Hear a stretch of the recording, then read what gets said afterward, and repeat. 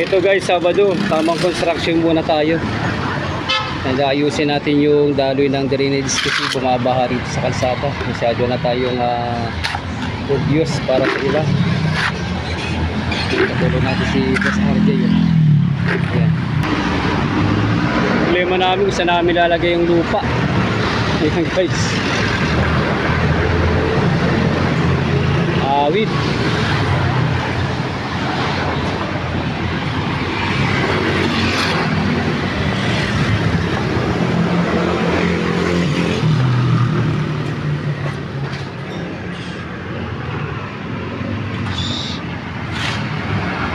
Hindi maganda yung harapan ng bahay namin dito.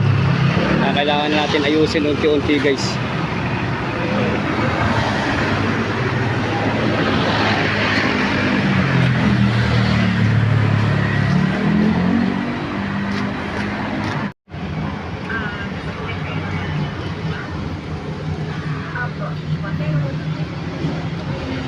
Yan guys, malapit na matapos oh.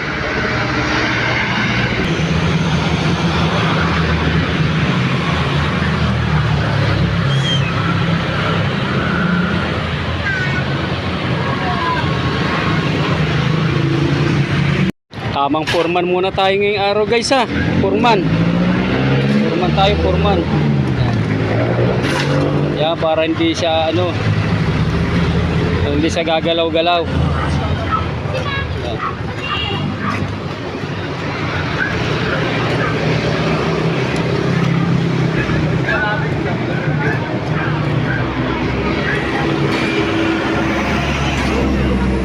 Siguro hindi na tayo marereklamo ng city na ito. Wala nang tatagas sa kalsada.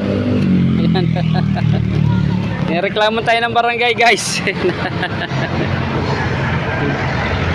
Ayusin natin para wala na sila makitang tagas. Ayan. Mas problema ito mga panambak. Paano natin i-dispose yung mga yan. Let's go. Hirap tayo magpatrabaho, mahal ng materialis guys. Buti libre lang labor natin.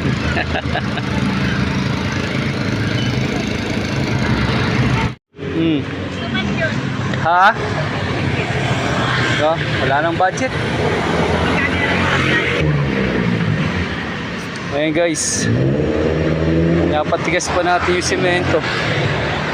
Sana wala nang tagas. Ayan, wala nang reklamo. Pero hindi pa ito tapos. So, tatanggalin pa natin itong mga kalat dito. Tapos itong nakatambak dito ng lupa, tatanggalin din para lumawag at lalagyan natin ng bubong para sa incoming na garahe ng motor natin to. Yan, para maluwag. Utay-utay lang, ipon-ipon lang. Utay lang, ipon-ipon lang tayo ng budget para mabuo natin yung garahe. Ayan.